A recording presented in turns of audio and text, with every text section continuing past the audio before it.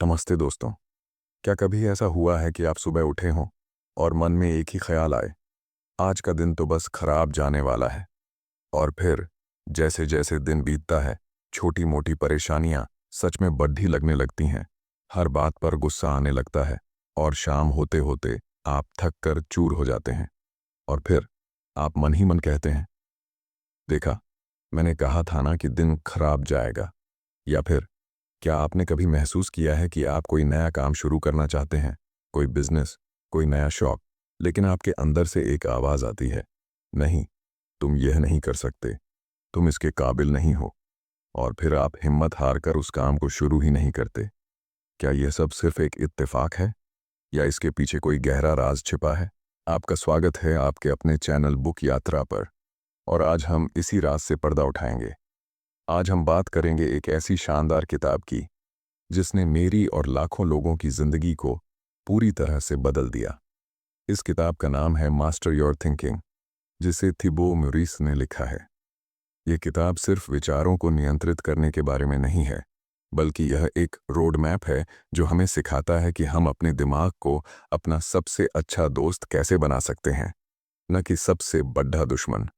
इस यात्रा में हम 4 हिस्सों में इस किताब के सबसे महत्वपूर्ण सबक सीखेंगे। आज पहले हिस्से में हम समझेंगे कि हमारी सोच में इतनी ताकत क्यों होती है और हम किन मानसिक जालों में अक्सर फंस जाते हैं। तो चलिए शुरू करते हैं।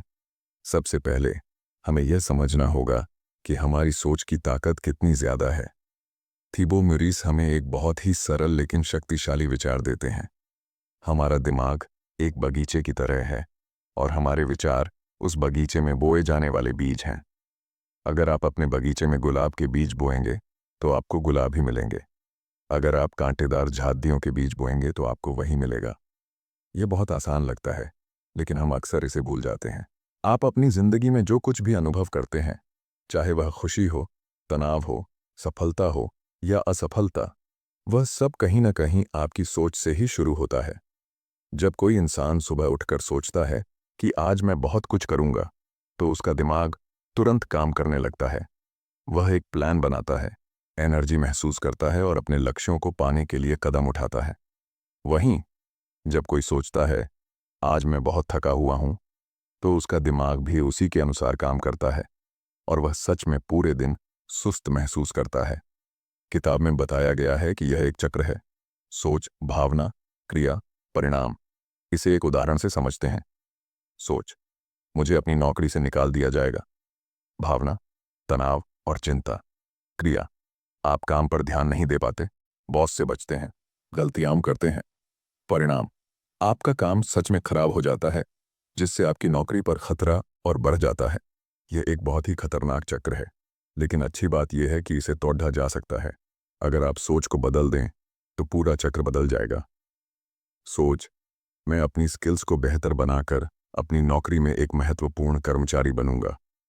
भावना, आत्मविश्वास और ऊर्जा। क्रिया, आप नई चीजें सीखते हैं, अपने काम को बेहतर करते हैं, बॉस से बात करते हैं।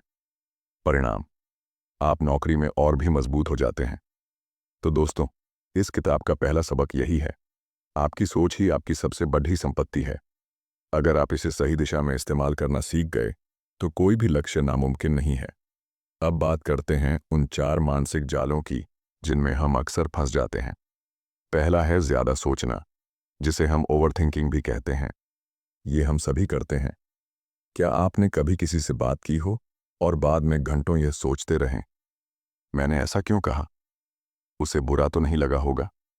या फिर किसी प्रेजेंटेशन से पहले आप इतना सोचते हैं कि आपका दिमाग काम करना बंद कर देता है। ज्यादा सोचना एक ऐसी स्थिति है जहां हम एक ही समस्या पर बार बार सोचते रहते हैं, बिना किसी हल तक पहुंचे। यह दिमाग के लिए एक वायरस की तरह है। यह आपकी ऊर्जा को पूरी तरह से सोख लेता है। आप मानसिक रूप से इतना थक जाते हैं कि जब काम करने का समय आता है तो आप में एनर्जी ही नहीं बचती। ओवरथिंकिंग हमें निर्णय लेने से रोकती है।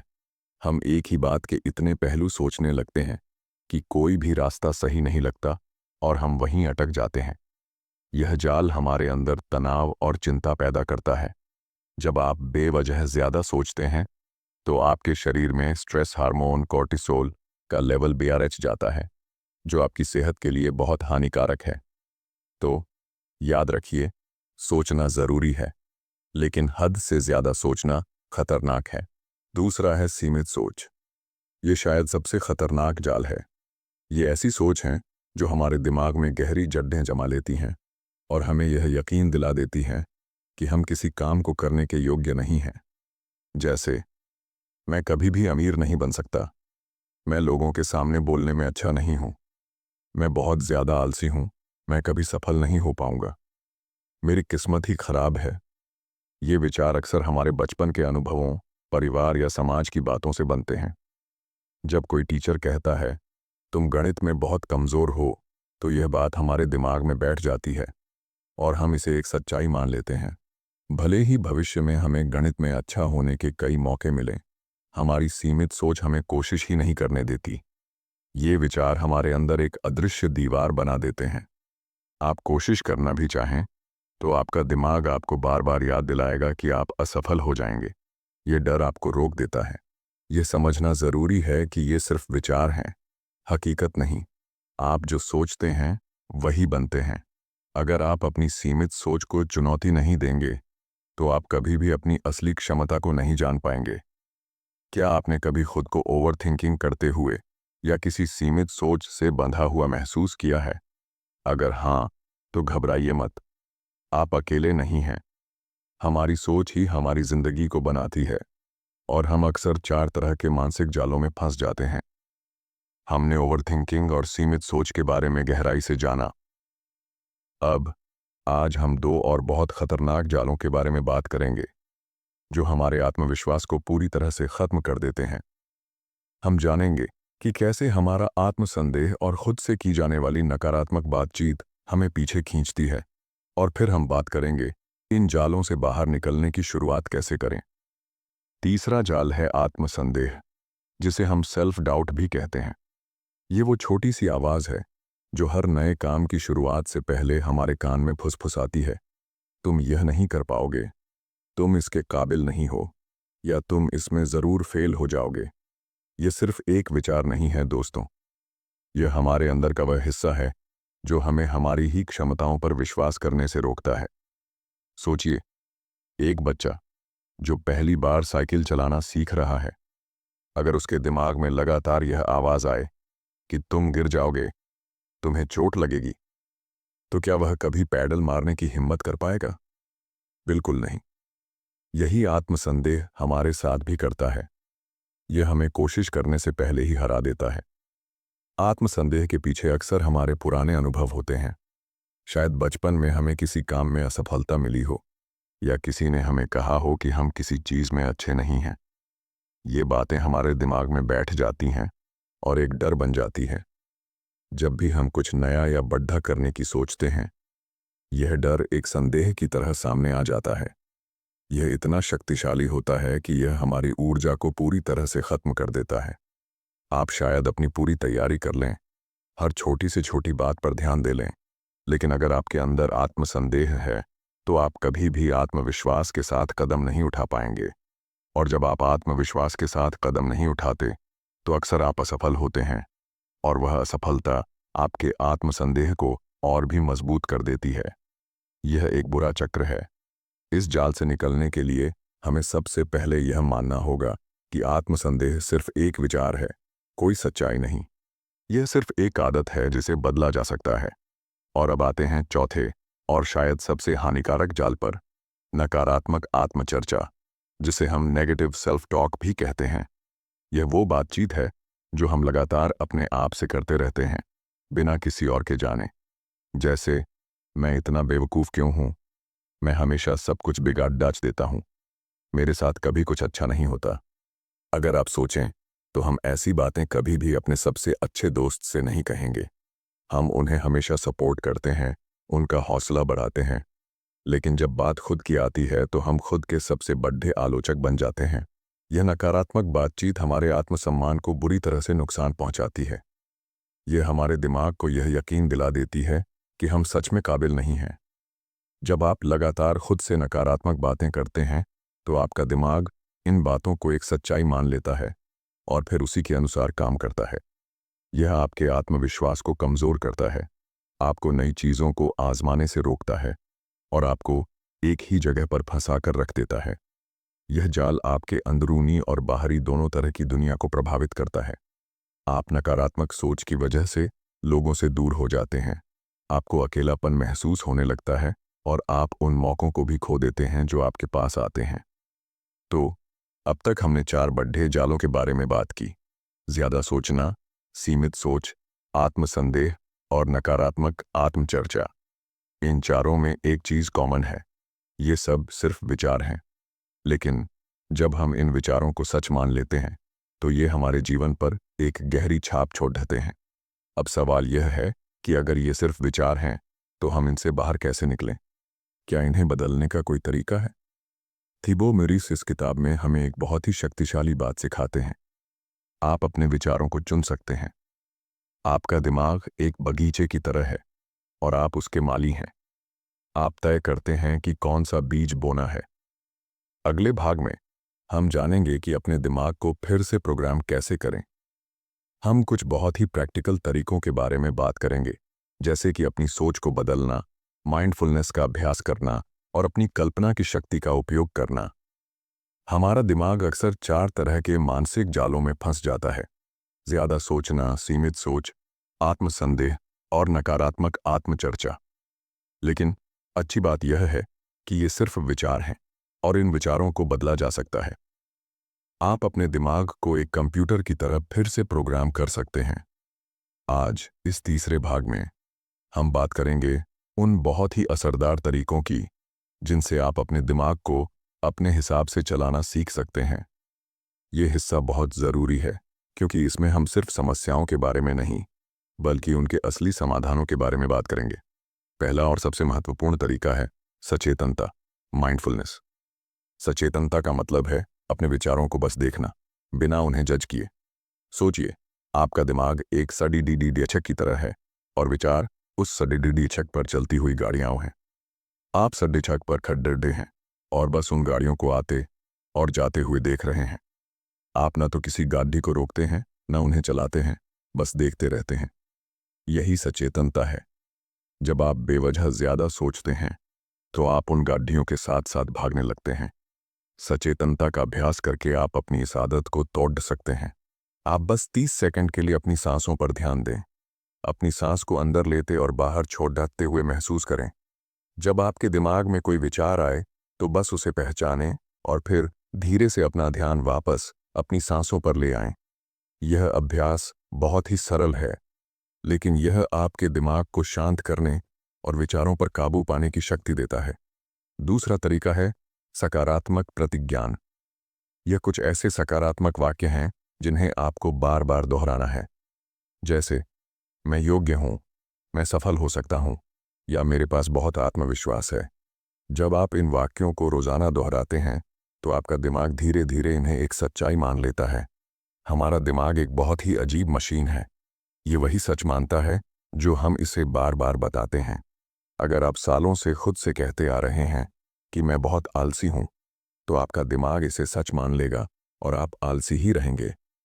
लेकिन जब आप इस बात को मैं ऊर्जावान और अनुशासित हूँ से बदलते हैं, तो आपका दिमाग भी उसी के अनुसार काम करना शुरू कर देता है।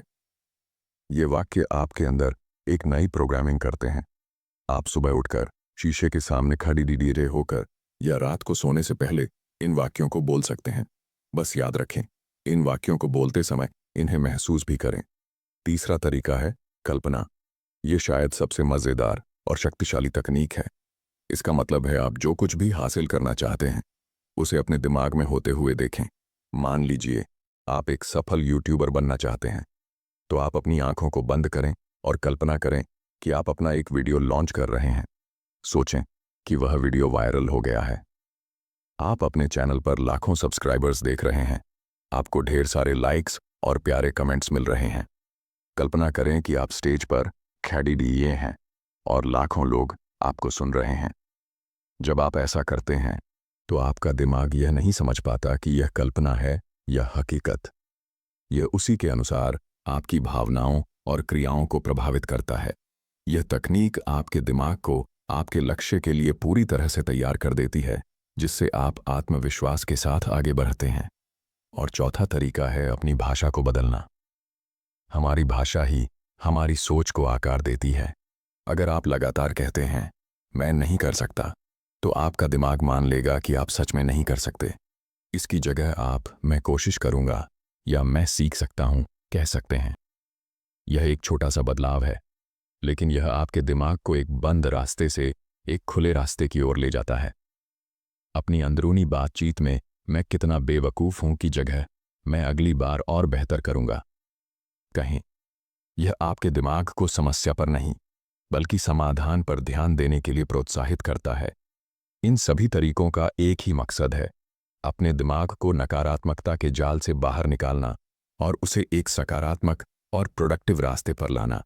याद रखें, यह कोई रातों रात होने वाला जादू नहीं है। ये एक अभ्यास है। जैसे जैसे आप इसका अभ्यास करते हैं, आपका दिमाग आपके नियंत्रण में आने लगता है। अगले और आखिरी भाग में हम जानेंगे कि अपनी सोच को प्रॉब्लम फोकस्ड से सॉल्यूशन फोकस्ड कैसे बनाएं, और फिर इस पूरी किताब के सबसे महत्वपूर्ण संदेश को समझेंगे। सोचिए, आपके सामने एक समस्या आई है। ज्यादातर लोग क्या करते हैं? वे उस समस्या के बारे में सोचते रहते हैं। यह समस्या बहुत बड़ी है। यह मेरे साथ ही क्यों हुआ? मैं इसे हल नहीं कर पाऊंगा। इस तरह की सोच से आप सिर्फ वहीं अटके रहते हैं, बिना कोई रास्ता ढूंढे। यह एक मानसिक जाल है जो आपको आगे बढ़ने से रोकता है। लेकिन समाधान केंद्रित सोच वाला इंसान क्या करता है? वह समस्या के बारे में कम और समाधान के बारे में ज्यादा सोचता है। वह खुद से पूछता है, मैं इस स्थिति में क्या कर सकता हूं? इस समस्या को हल करने के लिए मेरे पास क्या विकल्प हैं? मैं किससे मदद ले सकता हूं? यह छोटा सा बदलाव, दोस्तों, आपके जीवन में बहुत बड़ा अंतर ला सकता है। समस्या केंद्रित सोच आपको एक शिकार की तरह महसूस कराती है, जबकि समाधान केंद्रित सोच आपको एक योद्धा बनाती है। यह आपको अपनी शक्ति का एहसास कराती है। यह सोच आपको हर मुश्किल से बाहर निकलने का रास्ता दिखाती है। अगर आप रोजाना अपनी सोच को इसी दिशा में मोड़ना शुरू कर दें, तो आप देखेंगे कि जीवन में आने वाली हर चुनौती आपको एक मौका लगने लगेगी, न कि एक रुकावट। इस सोच को अपनाने के लिए आपको अपनी सोच की भाषा बदलनी होगी। जब भी कोई समस्या आए, तो अपने दिमाग को पूछें, ठीक है, अब क्या? यह एक सरल सवाल है, लेकिन यह आपके दिमाग को समस्या के डर से निकालकर समाधान की रचनात्मकता में ले आता है। इसे एक उदाहरण से समझते हैं। मान लीजिए, आपने एक नया बिजनेस शुरू किया और आपको अचानक एक बड़ा नुकसान हो गया। समस्या केंद्रित सोच वाला व्यक्ति क्या सोचेगा? वह सोचेगा, मैं कितना बेकार हूं, मेरा बिजनेस कभी सफल नहीं हो सकता, यह सब मेरी गलती है। वह हार मान लेगा, तनाव में आ जाएगा और शायद बिजनेस बंद कर दे। वहीं समाधान केंद्रित सोच वाला व्यक्ति क्या सोचेगा? वह सोचेगा, ठीक है, नुकसान हुआ है, अब मैं क्या कर सकता हूं? मैं इस नुकसान से क्या सीख सकता हूं? क्या मैं अपने खर्चों को कम कर सकता हूं? क्या मैं नए ग्राहक ढूंढ सकता हूं? यह व्यक्ति नुकसान को एक अंत नहीं, बल्कि एक सबक और एक नई शुरुआत के रूप में देखेगा। यह सोचेगा कि इसे कैसे सुधारा जाए और आगे कैसे बढ़ा जाए। इसी तरह, मान लीजिए आप एक परीक्षा में फेल हो गए। समस्या केंद्रित सोच वाला व्यक्ति सोचेगा, मैं बहुत मूर्ख हूं, मैं कभी पास नहीं हो पाऊंगा।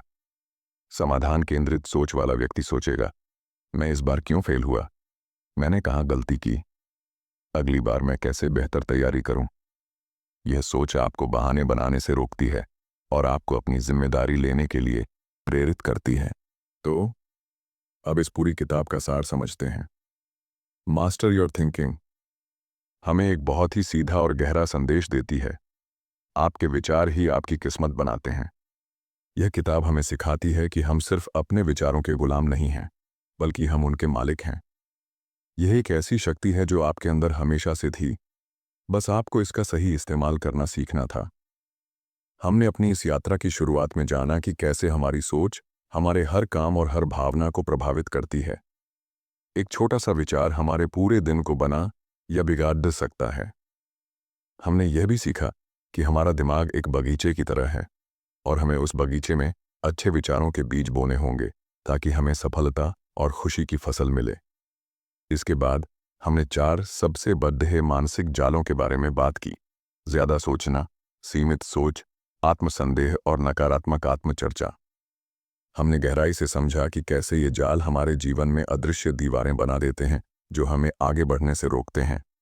हमने जाना कि ज्यादा सोचना हमें निर्णय लेने से रोकता है, सीमित सोच हमारी क्षमताओं पर शक करना सिखाती है, आत्मसंदेह हमारे आत्मविश्वास को तोड़ देता है और नकारात्मक आत्मचर्चा हमारे आत्मसम्मान को खत्म कर देती है।